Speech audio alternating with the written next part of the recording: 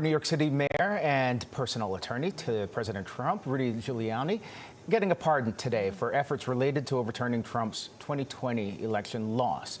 Let's check in with Marvin Scott. He's in the newsroom with more details. Hi, Marvin. Well, Candace, Shirley, it's been 5 years since President Trump claimed the 2020 election was stolen from him. Now, Rudy Giuliani was his most vocal ally who, without any evidence, sought to overturn his loss.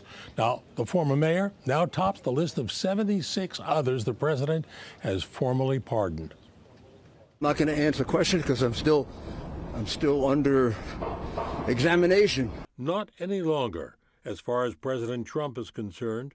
In a proclamation, Trump granted a full, complete, and unconditional pardon to the former New York mayor who served as the president's personal attorney. Obviously, they've got an important vote. Trump also pardoned his former chief of staff, Mark Meadows, and Attorney John Eastman, a close advisor who faced state charges of trying to influence electors. I had zero communications with the electors in Arizona. Also exonerated was Sidney Powell, an attorney who promoted conspiracy theories about a stolen election.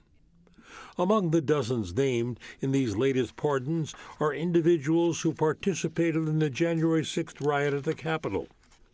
Presidential pardons apply only to federal crimes. None of Trump's allies named has been charged in federal cases, though some still face various state prosecutions, many of which are in limbo. Dan Cassino, professor of government and politics at Fairleigh Dickinson University, feels these pardons are simply symbolic. And so by pardoning everyone who was involved in the attempts to overturn the election, he's making the case that that attempt to overturn the election was itself legitimate. The election was stolen, and therefore the attempt to overturn the election was itself an act of patriotism rather than an attempted coup. Trump himself has been silent on these latest pardons, but Press Secretary Caroline Leavitt said these great Americans were persecuted and put through hell by the Biden administration for challenging an election, which is the cornerstone of democracy.